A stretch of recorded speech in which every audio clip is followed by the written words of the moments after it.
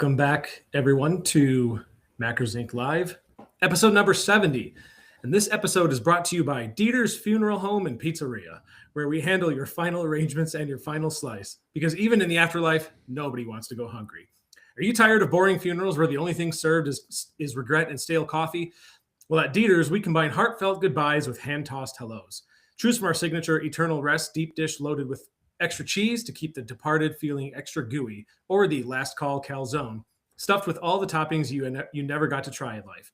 Our staff will embalm your loved one while baking your order so that everything arrives hot and well preserved. Plus, every slice includes a complimentary condolences pepperoni heart-shaped pie, because nothing says I'm sorry for your loss like a slice that says I'm here for you and carbs. Dieter's Funeral Home and Pizzeria. Our deep dish is to die for. Use code BRAD for a free upgrade to extra large, because why send them off small when you can go out in style? Rest in pizza. I got to try that place out sometime. I bet it's pretty good. Honestly, that may be the greatest ad read in the history of podcasts. And it was. That seems like legitimately like a radio ad you would have heard in the late 80s.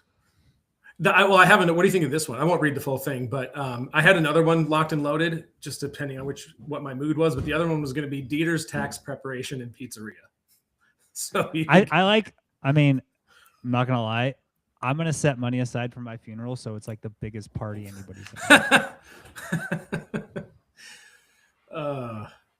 Like clowns. Also, why are you like 2/3 of the screen and I'm 1/3 of the screen? Is it because your head's so big, or like what are we doing? That's a good question. That is kind of weird. Let's see if I can adjust something here. Layout. How's this look? Yeah, that's a little bit better. I don't know how that got messed up. I didn't read that other one so that I had a little more time to ask you a couple questions before we get started, because I have a few questions that I'm curious about that are a little bit more related to you personally. Okay. So I'm going to ask you some questions. They're not off the wall. They're relatively serious, but here's what I'm curious about. The first question is, if you weren't in nutrition science, what other field of science do you think you'd be drawn to? Or a better way to phrase it would be, let's say you had to go back in time and you can't go to school for what you went to school for. You got to pick some other science. What science would you have been drawn to? What kind of career? Oh, you're muted. Rookie move. I was just preparing myself because the dogs are coming in the house from getting groomed, so it's going to be chaos here in a second. It would be infectious disease or diagnostic medicine. What if you couldn't go into any sort of like healthcare related fields? I would have gone into shock physics, because that's basically you just build missiles, bombs, guns, things like that.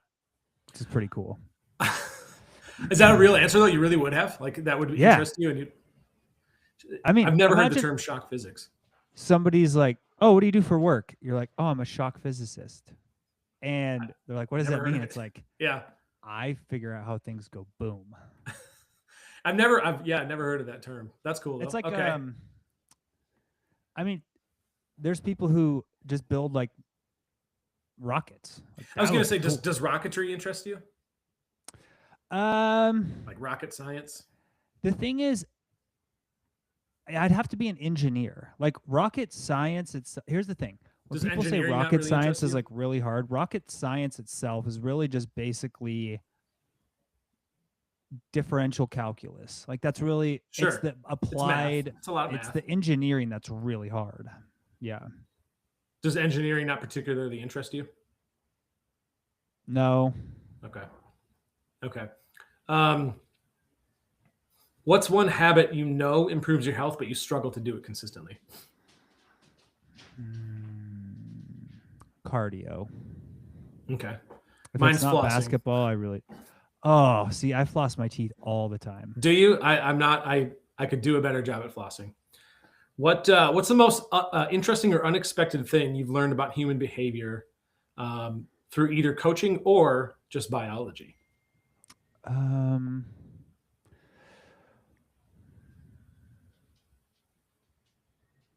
Preference falsification. Okay, expand on that. People will often tell you what they prefer and lie about it for social status and to keep face rather than tell you the truth.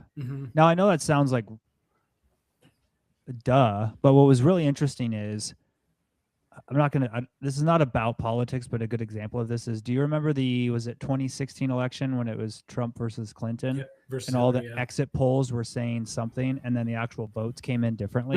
Oh, yeah. It's a great example of like preference falsification. Okay. Right. We see this a lot in coaching too. Like people will say, oh, I like to do X, Y, and Z. And then you see in their like behavior logs, you're like, no, they don't. Okay. A couple more for you. Outside of work, what topic do you go down internet rabbit holes on that would surprise people, or maybe not surprise people? Ancient civilization conspiracy theories. I do love that one. What do you think is the most like? So out of the rabbit holes you've gone down, what are you like? This one seems like it could be the most plausible. The most plausible. There was a relatively advanced civilization 10,000+ years ago. Yeah, I think you've mentioned that to me before. Maybe, and when you say advanced, like when you say advanced, you probably don't necessarily mean advanced, like have the same stuff that we do, but just like different versions of. They had advanced mathematics, advanced culture, advanced understanding of engineering, physics. They maybe have not had electricity and computers and things like that, but I think they had a very advanced understanding of the world. I mean, there is definitely evidence that suggests that. Just two more. If you could design a study to answer any question about anything you want to know, what would it be? Are we alone in the universe? Great answer. So do you think we are? No. If you look at the there's aliens living among us. I mean, Dylan, you're here, so ipso facto. It's not as many. If you look up what's using the Fermi paradox, right? There's mathematical equations they've used to determine like how many alien species are out there. And if you look in if you do the math, just have AI do it to find out what it would be for the Milky Way alone. It's only like the best estimate would be like maybe 20 to 30, if that, in the Milky Way, and maybe not even that in terms of like intelligent life in the Milky Way. So it's really not. You do realize 20 or 30 in a single galaxy when there's billions of galaxies means there's probably a lot of life out there. No, I know, but I'm saying like you would think with just given the size of the universe that there would be a lot more than that, and the age too. Like it just seems like it would, if there's going to be intelligent life, that it would be more than that. But maybe it's so incredibly rare that it's even less than that. Last question. When you think about where health advice is heading in the next 10 to 20 years, is there anything that excites you, and is there anything that worries you?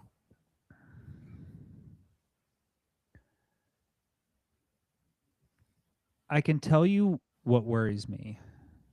Okay. With every advance in healthcare and medicine, we get further away from health agency. Like autonomy. Every layer of healthcare we add in, from what I can tell, is we are removing the person from it.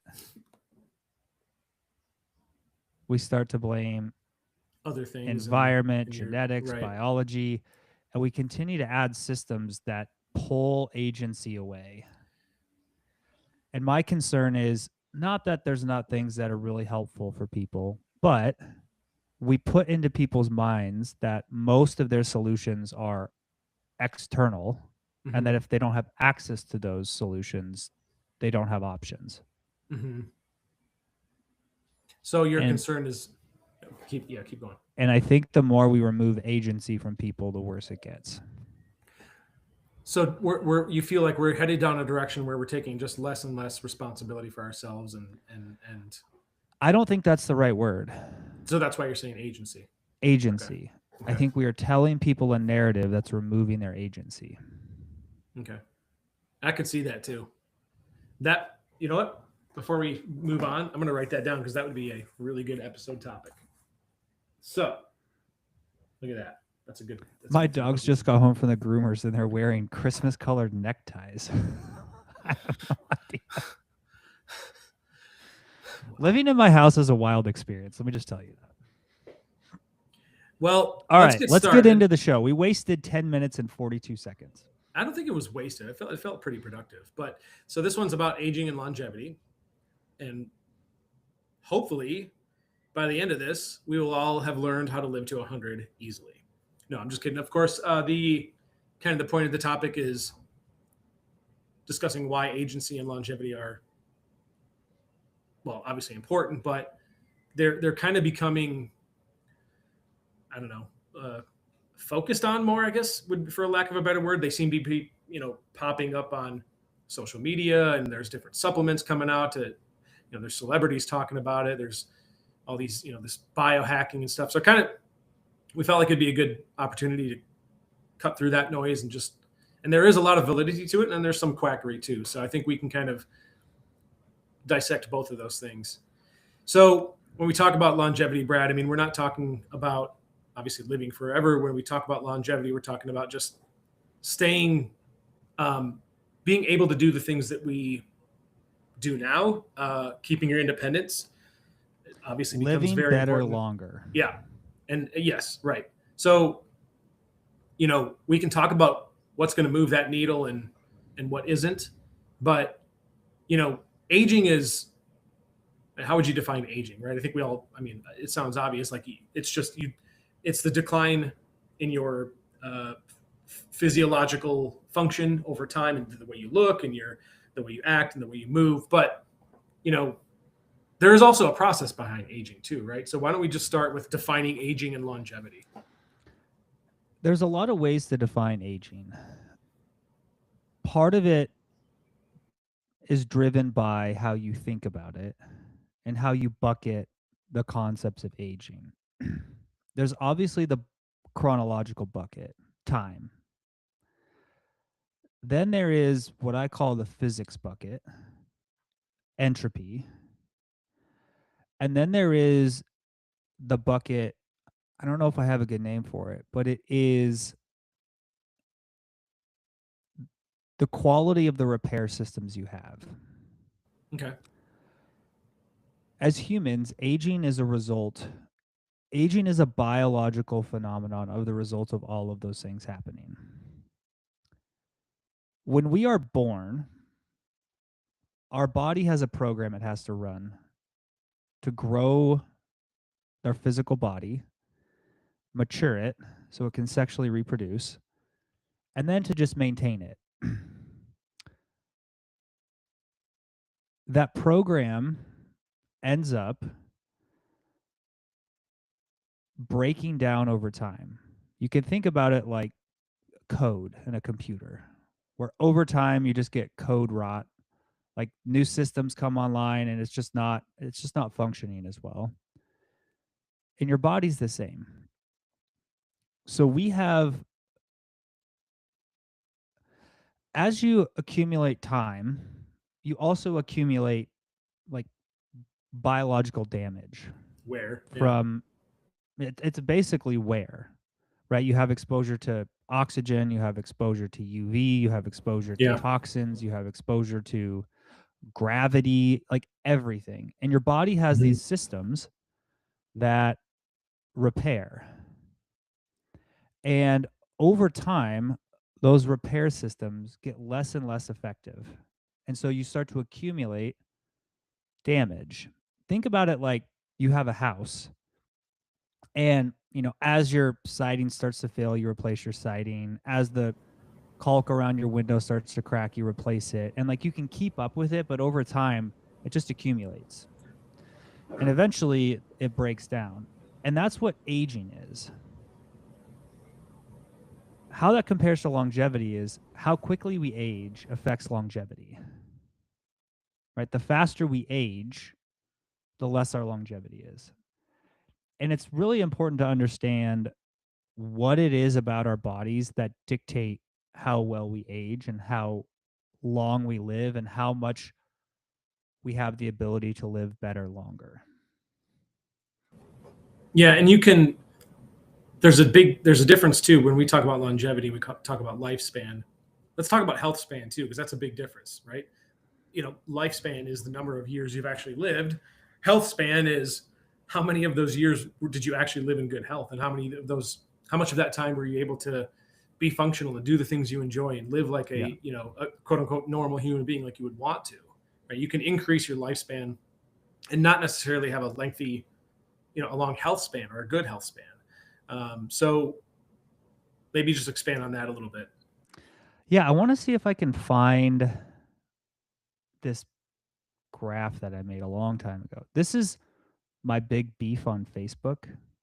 I can't go back and search my own profile for keywords. Yeah, you can. Well, you can sort by posted by you though. If you try that. Yeah, you know how many times I've posted. Here's the way to think about lifespan and health span. Imagine you have a graph. Everybody always makes fun of me because I just make things in very simple pictures, but I have my wife likes to joke and call me a smooth brain sometimes when I do stupid things. So, but imagine the x-axis is time. Save an example for one of the stupid things you've done for the end of this episode. Just put a pin in that. Go ahead. X-axis is time. Y-axis is quality of life. Your lifespan is just the x-axis. It's how many years you're on this planet. Mm-hmm. Right? Your health span is the quality of life, like the area under the curve of quality of life as you age. Now, you can live to 100 in a wheelchair, or that guy who had polio and who lived in an iron lung for like 40 years, right? He had a decent lifespan, but what was his true health span? What was he able to do for long periods of time? Right. Not much. So your health span is really, what is the total area under the curve you have of your whole life? Like, here you go. This is what I'm talking about. This is related to something else that I did, but why can I not share this? So it's related to like fasting and quality of life or whatever, but like length of life, quality of life. And your health span is the area under the curve.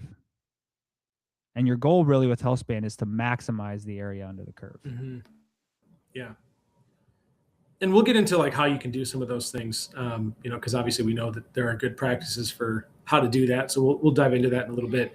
But I did want to just kind of, summarize and kind of recap what you had mentioned. I mean, why we age is because it's a little bit of genetic programming that humans just aren't. Nothing lasts forever. Obviously, humans are no exception to that. Environmental stress.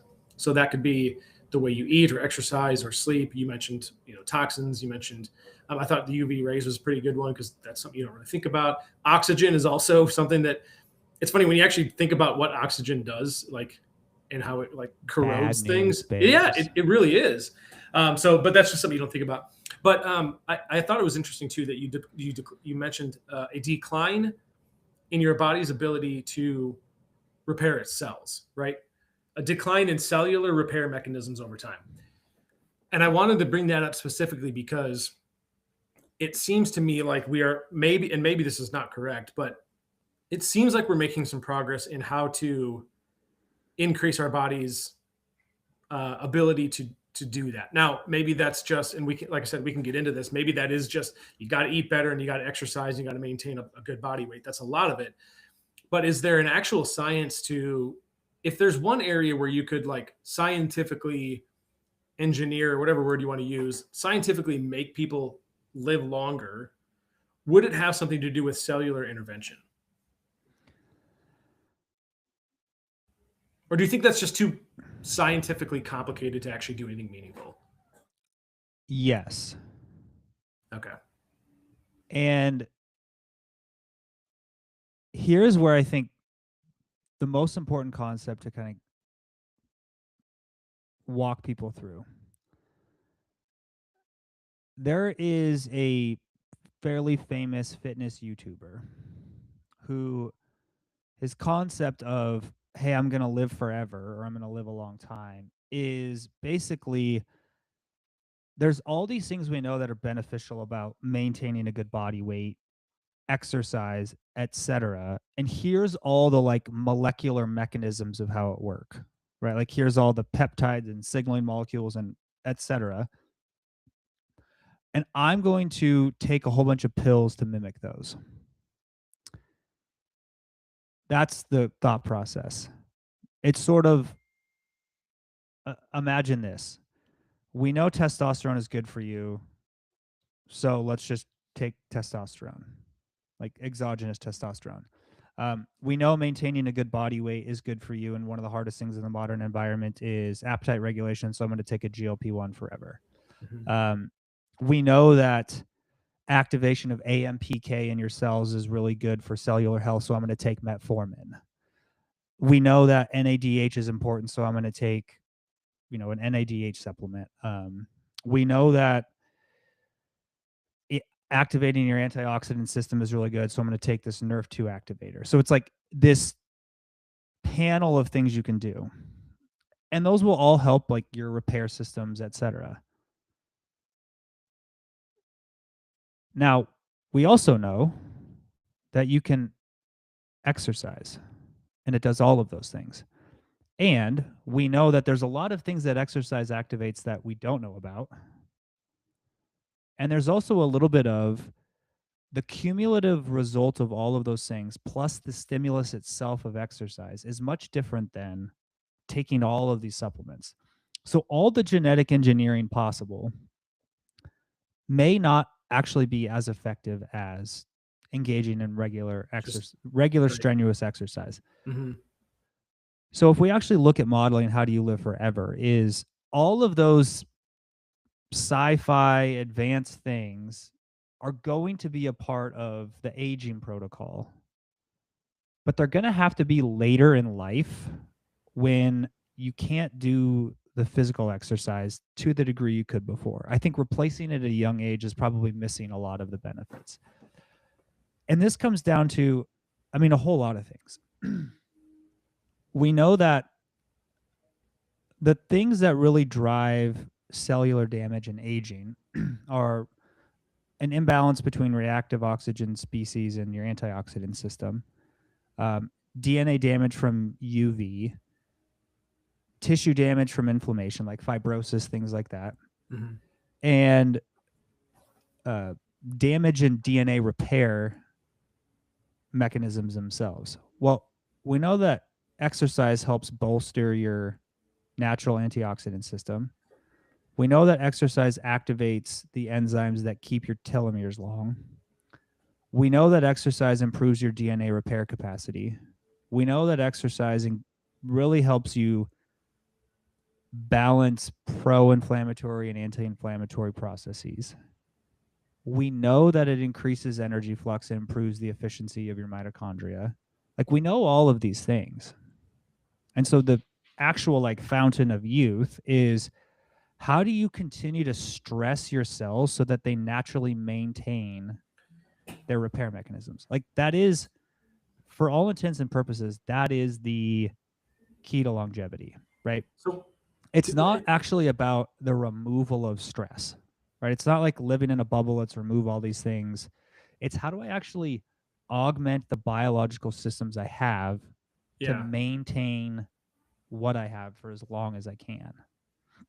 So all of those things that you mentioned, and you like about exercise and what it does,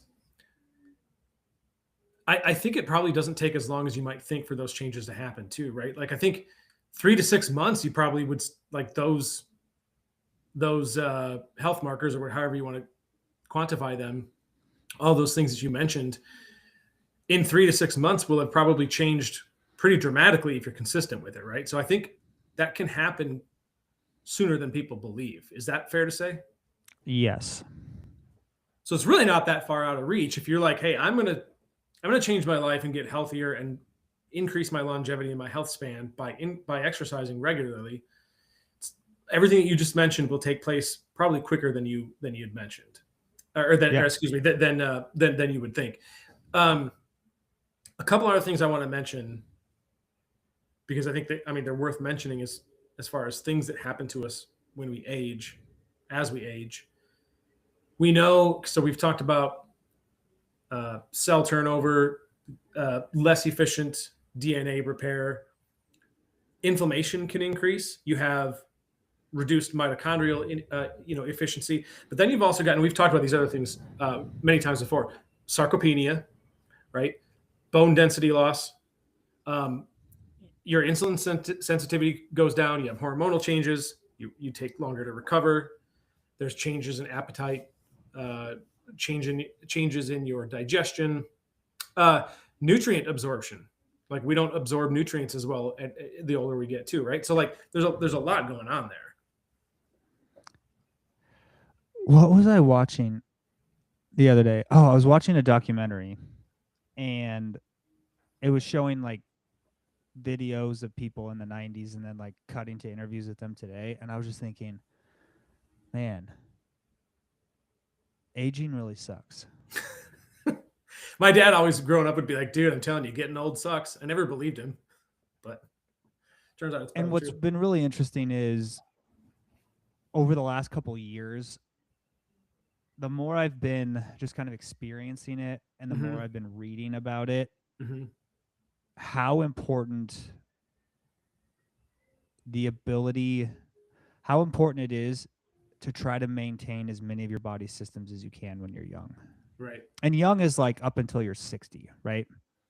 Yeah. In your 30s, 40s, 50s, if you can build substantial capacity in your body, your later decades of life are going to be so substantially better. Yeah.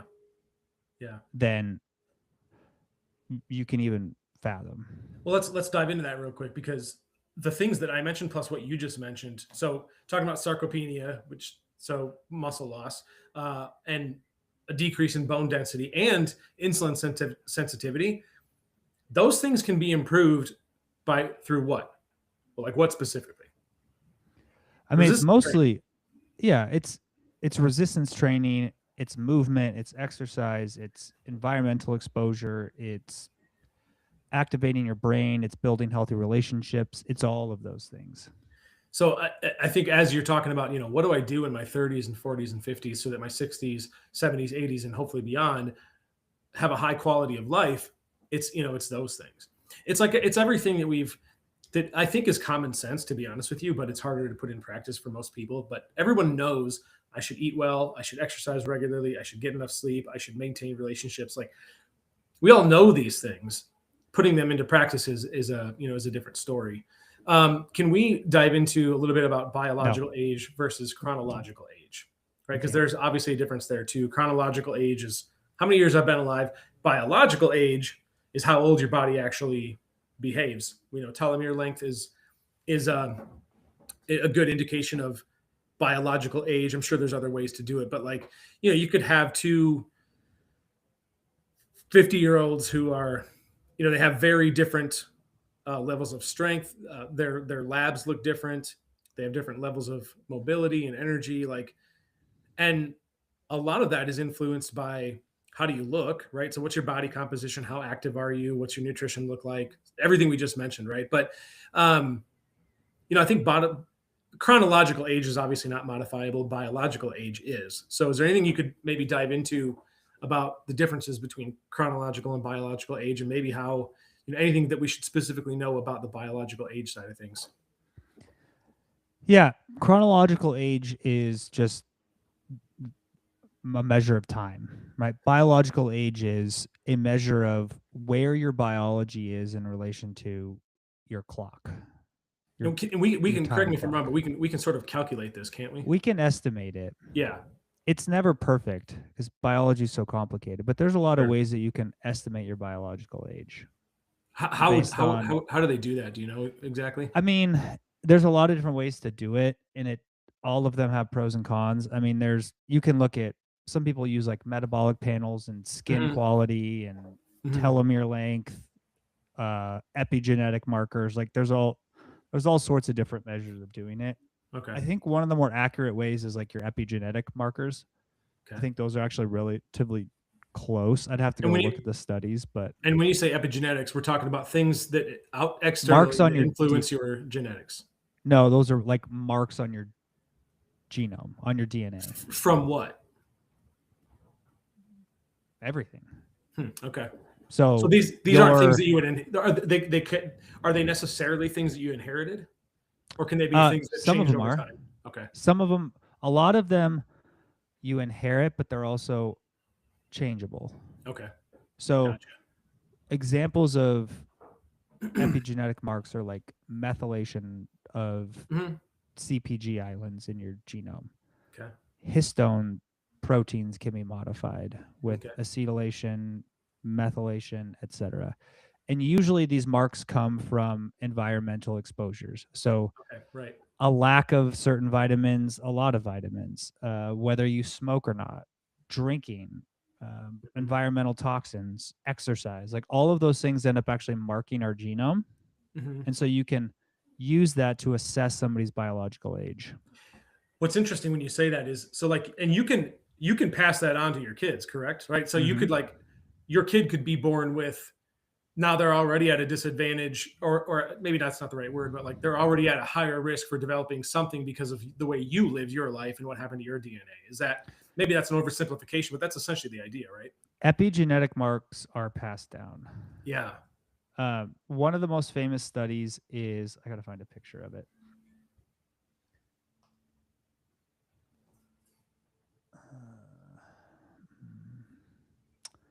Oh shoot, it's behind, of course it's behind a paywall.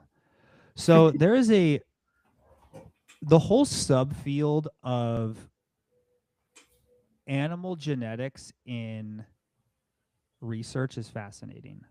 So there are entire companies that just breed mice with specific genetic backgrounds for specific study purposes. Okay. If you ever get bored, just look up Jackson Labs.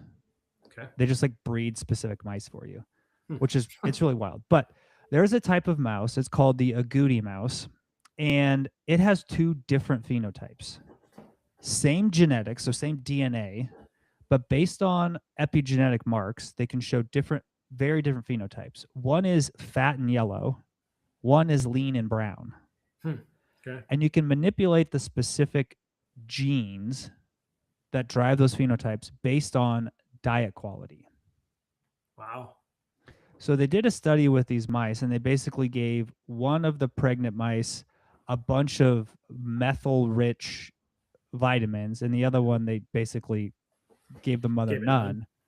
And one of the sets of offspring was born with the lean brown phenotype, and one was born with the fat yellow phenotype. So these epigenetic factors are definitely important, especially when you talk about aging. Is genetics one of those fields where the more we learn, we feel like, holy, we don't know shit? Like, is it kind of like that? Yeah. So I was listening to a really interesting podcast yesterday with Brett Weinstein, and one of the biggest unsolved mysteries of genetics is, so I don't know how much you remember about like high school DNA class that you took, but for most of our understanding in biology, our genes code for proteins, right? Like primarily. And there's these sections of our genome that codes for these 3-letter sequences called codons. Those make amino acids, those make proteins, etc. And there's large chunks of our DNA that don't code for proteins. Yeah. And so for a long time, I was like, oh, this is just junk DNA. Junk DNA, yeah. Like we've just accumulated it. It doesn't do anything. We know, yeah. And so we're starting to learn more about these non-coding sections of our DNA, and they're actually not junk. And so one of the ideas that was proposed is, hey, to go back to telomeres, right? The main role of telomeres is to tell your cells about the cellular integrity. And when your telomeres run out, your cells destruct, like they go senescent, right? And they die. But every cell starts with a specific number of telomeres. So basically, when your cell's created during development, it has a counter. It's like, okay, I can divide 36 times before I have to die. And those are these long tandem repeats, right? Your telomeres, I believe, are they TATA? Are telomeres TATA? Yeah, they're just TATATATA. And some are TTAGGG. Anyway, there's like these long repeats that don't really make proteins. And so that how many repeats there are is a variable, right? So this cell has 36, this cell has 42, this cell has 24. So there's this theory that Brett proposed that was maybe a lot of these like non-coding sections of repeated nucleotides are just variables. So it's like, oh, well, your leg bone is going to stop growing when it hits 36 inches. What's the standard femur? It's probably like 24 inches. I'm just making up numbers. Well, maybe this person's born with, a variable of 12 inches or 48 inches. And so there's a lot of our DNA that doesn't code for proteins, but encodes for information. So are these things that we know for sure, or are these just kind of theories at this point? Okay. Mostly theories. Okay, that's super interesting. I wouldn't even say theories, wild ass guesses. Really? Yeah. Yeah. And did you, because I think when you were in school, you did some stuff with genetics too, right? A little bit, yeah. Yeah, I'm gonna write that down too, because we can do a genetics episode too. I find that stuff super interesting. Anyways, kind of back to what we've been talking about. I mean, all of that's obviously relevant, but putting that aside, because obviously you can't. I mean, there's no the practicality piece is that we have to sleep better, we have to exercise, we have to maintain a good body weight, we got to eat well, and all that stuff. But I think we talk about can we slow our aging? You look at these celebrities and like they're all getting this cosmetic stuff done so they can look younger, but that's just cosmetic, right? Like that doesn't actually increase your health span or your lifespan. So let's dive into the kind of the things that we mentioned a little bit more about, the actual actions we can take to slow our aging. Okay, resistance training. And I know you've said this before, it's basically the biggest predictor of independence later in your life, right? Because it preserves your muscle and your bone density. And we've mentioned, I know many times, that if you're older and you break a bone, your chance of dying like within like the next year goes up a lot. So like we know that being able to walk and be functional and not breaking your bones is pretty damn important. Yeah, I think the other underrated part of maintaining strength as you age is there's a large nervous system component, right? One of the most important things that strength training does, and the reason you get substantially stronger in the first couple weeks or months of you training before you start building muscle mass, is your brain learns to quickly and completely fire your motor neurons. Mm-hmm. Yeah. And a large part of like preventing falls, catching yourself when you fall, quick coordination is your ability to rapidly and fully produce force. And so as you age, if you engage in strength training, your ability to like prevent yourself from falling in general is important. And a lot of that's just like reflexes. Right. I have a question that this just pops into my head, but I think it's relevant. We're talking about cell health and cellular repair. Is there validity to the idea that calorie restriction, at least from time to time, can improve cellular repair abilities, or like intermittent fasting is another one I've heard. Like, is there any truth to these things? In the most technical sense, yes. In the larger context, you wouldn't really. I don't see a situation where fasting ever results in a longer health span. Okay. With very rare circumstances. So just calorie restriction in general is. I think it's stupid. I mean, as a longevity tactic, unless you like need to lose a meaningful amount of weight to get to a healthy body weight, I think the idea of you're going to starve yourself to living longer better is just dumb. No, but I guess my question was more about. I think it's a dumb idea. Yeah, no, and I wasn't. That's actually not what I was trying to imply. I guess I was just curious, like if there is actual science that shows calorie restriction can improve cellular repair.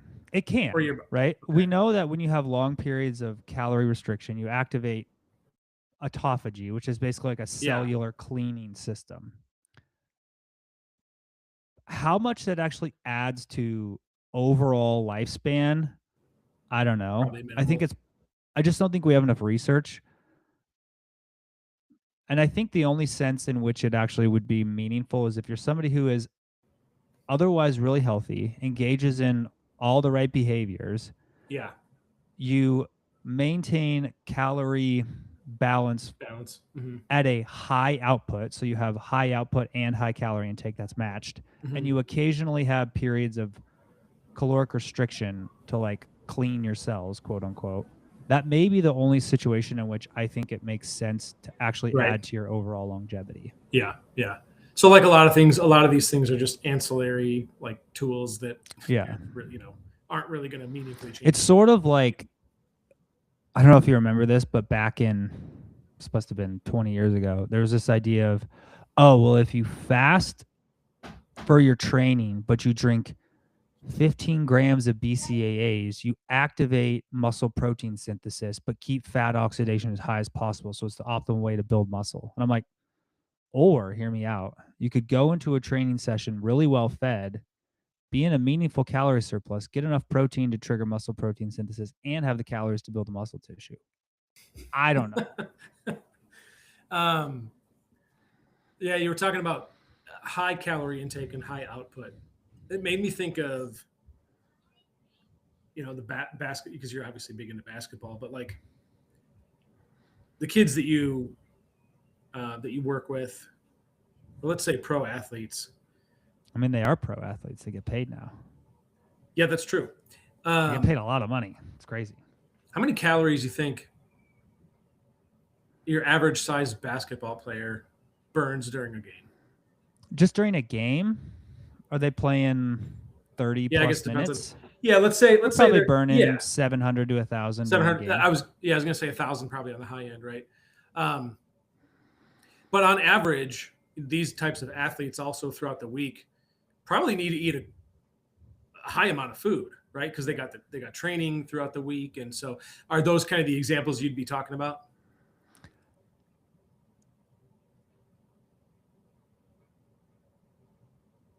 We have been conned into this idea that it is normal for humans to consume and burn 1,500 calories a day, and that's maintenance. That is an artifact of modern life. The fact that we think it's so insane that college athletes, I mean, they have a high workload, and they probably burn, these guys are big guys, they probably burn 4,000 to 5,000 calories a day. But that is not that much higher than what the average adult person was, their calorie expenditure was 80 years ago. Like if you go look at the Minnesota starvation study, and I can probably pull up the graph. That wasn't even that was way higher than I thought that they put them on. There was something like 1,700 calories or something. It wasn't. And that was a 1,500 to 1,600 calorie a day deficit. Exactly. Yeah. I've got this somewhere. Actually, maybe on Canva too. Well, okay.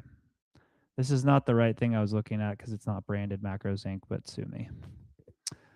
No, actually, please don't. I don't want to deal with that. That sounds terrible. Come on. Screen. So these people were... These were 150-pound men. So these are not big dudes. For sure. Right? Like I'm not, I'm 6 feet tall, but I'm not like, you've seen me. You'd say I'm in shape, but I'm not super muscular, right? I'm not a huge person. And their maintenance calories was 3,200 calories a day, just because of the life they were living. Like they were doing physical activity most of the day. They were walking around a lot. They were like doing things. Life was also different back then. Yeah. And so like high metabolic flux in reality is not, 3,500 calories a day of expenditure living an active life is not crazy. I totally agree. If you get up and you have structured exercise for an hour, hour and a half, that's like moderate intensity. You spend, your days working, doing a physically active job. You spend your afternoon gardening, you're doing chores around the house, like that's a 3,500 calorie a day. Like that's normal life. And that's also like you can easily like that's also not as much food as you. I mean, you could that could be like 2 giant meals. You'd be like, holy crap, that's a lot of food. But that could just be two depending on what the food is, 2 good-sized meals that look like it's actually more than it really is. Totally doable for 3,000 to 3,500 calories. I also think, just putting this out there, it would be so easy to just every day, if I really tried, it could probably crush 5 to 6,000 calories just because of how our food is these days. But I don't think you could, dude. I mean, there are single meals at Cheesecake Factory that are like 2,500 calories. Just yeah, but you're not going to Cheesecake Factory every night. I'm just saying I could if I really tried. I think it's doable. I would challenge you to like eat a normal diet like you normally eat. Yeah. And maybe throw in a restaurant once, twice a week. Try to eat 6,000 calories a day. Yeah, I mean, it wouldn't be something you could naturally do. Like, try it for a week and let me know how it goes. I don't want to do. I mean, it sounds miserable, to be honest with you. Do you know how much like you would feel like such crap. Like I think I could do it. Like it would, I'd have to force myself. It wouldn't be comfortable, but I think I could do it. I tried. There was one period in my life where I tried to put on like I tried to get to like 195. Mm-hmm. Dude, I got to like 185 and I was like, nope, I'm not doing it anymore. I'm done. What do you? This is terrible. What are you right now? Like you probably just maintain your weight, like 175, 180. I don't know. It yeah. depends. Mostly based on hydration status. Is there anything else you'd add to the episode? Any other areas you'd want to cover? I think if we were going to recap everything we talked about, I mean, it just comes down to the same things that we have mentioned multiple times, right? Where so basically, to kind of summarize, if you want to live longer and increase your health span, eat well, maintain a good body weight, and exercise, and have good relationships. Don't smoke. Okay, that's fair. Keep alcohol to a minimum. Don't spend a ton of time flying because of the radiation. This is a real thing. Yeah, that's true. Don't be a X-ray tech or an orthopedic surgeon because they have a lot of fluoroscopy and X-ray exposure. Avoid toxic relationships because the stress of bad relationships is bad. Don't fully retire early. Stay engaged in some mentally meaningful activity. Yeah. Mm-hmm. Eat ice cream as frequently as you can. Yeah, but it's interesting. You mentioned the X-ray exposure. This is a very well-known thing in aviation. Pilots know this. Commercial airline pilots know this. So I think, and they have like very strict schedules where it's very regimented, and you can only have so many flying hours per year to like avoid this sort of thing. But I think even then, correct me if I'm wrong, I don't know what the statistics are, but I think there are a pretty high number of pilots that end up with cancer later in their life, right? Or like certain professions that do. I'd have to go look at it. 2 interesting facts related to this.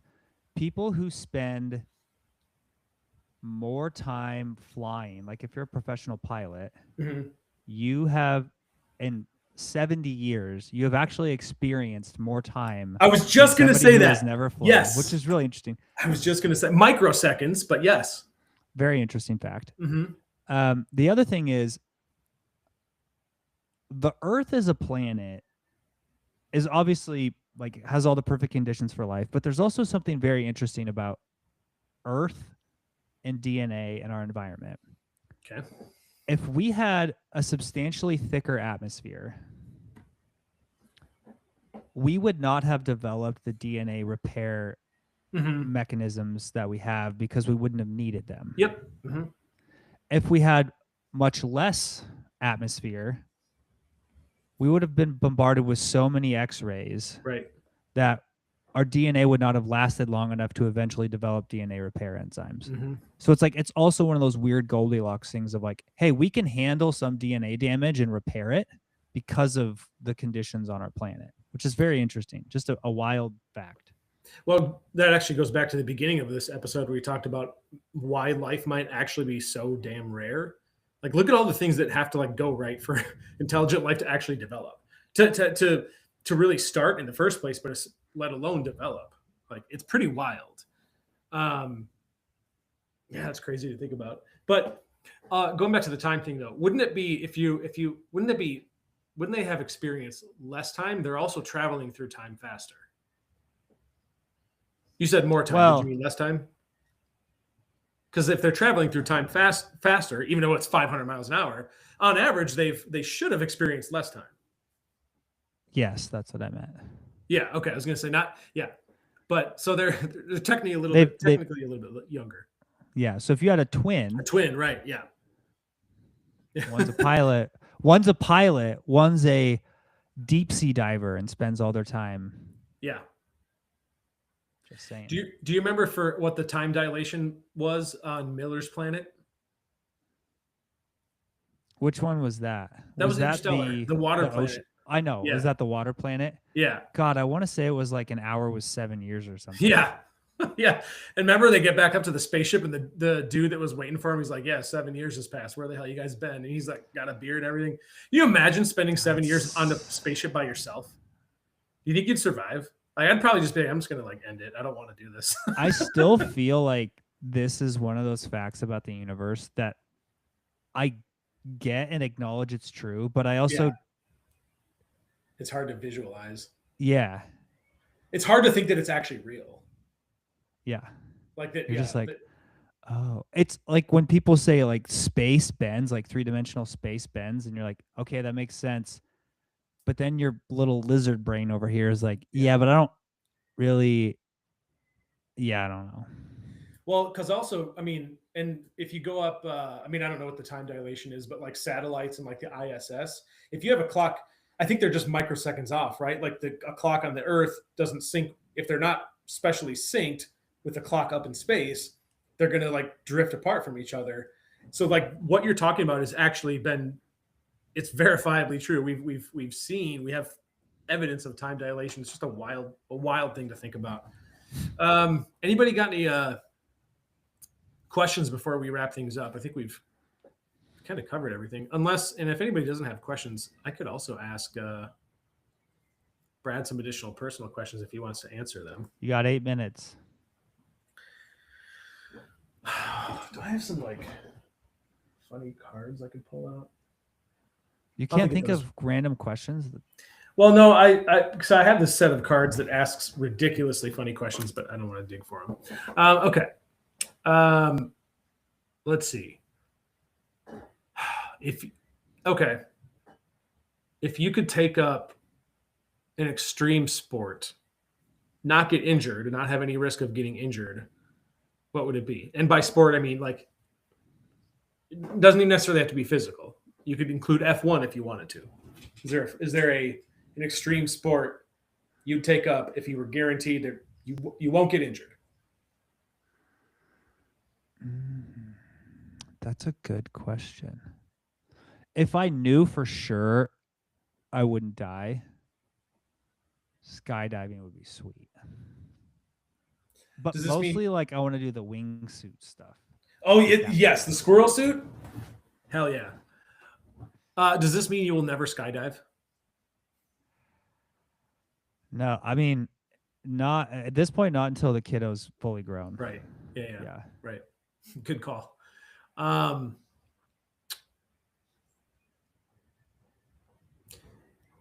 Who, in your opinion, is the greatest sports athlete of all time, out of all sports?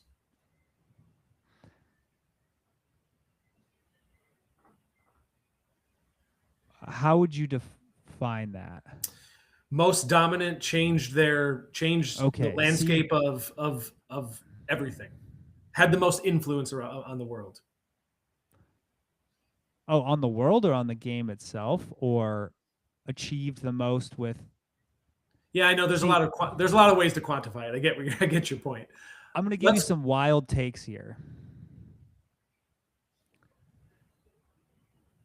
The greatest athletes. This is going to be a wild take. John Daly. Okay. Dennis Rodman. I could see that. Jim Thorpe. Mm-hmm. Probably top 3. And here's why I say this. John Daly won one of the hardest sporting events with doing everything completely wrong you should do as an athlete. Like, the fact that he was the best in the world at his sport for a short period of time, despite doing everything wrong, tells you like how good of an athlete he actually was at his sport. Mm-hmm. Dennis Rodman, who would have 72-hour benders in Las Vegas and then go set an NBA record the next day, is also just, do you know how hard it is to just like get your body ready to play one full basketball game like that, like with everything right? So there's that. And then Jim Thorpe, I think that was his name. Yeah, you're right. There's an award after him too. Yeah. He won an Olympic gold medal when he showed up to a track event and didn't have his shoes. Like, dude, we're talking about people who were the best in the world despite like everything going against them. Like, that to me is crazy. Obviously, there's like the Michael Jordans and the like Tom Brady's or whatever. But I'm like, think about the people who won at the highest level despite everything going wrong. And maybe it was self-inflicted, but still. Here's another question for you. Do you have any interest in visiting sites like Puma Punku or the pyramids or these ancient what the hell happened here sites? Yes. I think when the kiddo gets old enough, we're going to start doing a lot more stuff like that. I will say one of the coolest things I've done in the last few years is there is a World War II Air Force Museum in Tillamook, Oregon, where it's like the old hangars from World War II, and they still have a bunch of planes and like Zeppelins inside. Nice. That'd be cool. So cool. That would be cool. It was awesome. Yeah. And then we got to go to the Tillamook cheese factory and have ice cream. So it was very good. So I have an opportunity to go to Stonehenge. I'm trying to think if I should do it or not. I can't tell if my daughter would be into it or she'd get there. She's 11. So would she get there and be like, Dad, these are just giant rocks? Like, would she actually enjoy that? I'm debating if I should go see it. I've always thought that'd be super cool though. Why wouldn't you go see it? Because I don't want her to be like, well, this is a wasted day. Like, I'm trying not to be selfish. Like, I want to show her the country, but like, I don't know. I'll have to see. Yeah. But you know what they think Stonehenge was? A place where giants gathered. Well, that would be something Jay would believe. Probably astrological, but still, I wish it was something more magical than that. It'd still be sweet. Do you want to know what YouTube clip of ours has the most comments by far? Is it a short or is it an actual? It's a short. It's so wild. I don't know. What is it? It's a clip from when we were talking about younger generations drinking less. It's like all these comments about like, yeah, we don't drink, we just smoke weed now. I'm glad about all the great content we've put out. This is the comments we get. Maybe that went viral somewhere. I mean, we have 500 views on it, so I wouldn't call it viral. It's probably viral, because our marketing department put hashtag Gen Z, hashtag brewery in there. Well, I will say, I think you're probably going to develop fewer health problems if you smoke marijuana than you would if you drink. To anybody listening to this, do not assume that is correct in any way, shape, or form. This is a PSA. If Dylan is not a professional, medical professional, do not listen to anything he has to say about that. I'm just saying, show me the number of health problems that have been caused by that versus alcohol. I'm pretty sure you can't develop hepatitis from cannabis. So you can develop a lot of other things. Yeah, that's probably true. I don't know. I don't have anything else. Did you have anything else to add? I have to go to the tech and development meeting next. Okay. Will you tell Derek hello from the other side? The other side. Yes. All right. Toodaloo. Okay. I'll play this lovely outro music. Brad, if you need to boogie, you can. Thank you all. I appreciate you guys. And we will be back very, very soon. Deuces. Adios, dude. Later.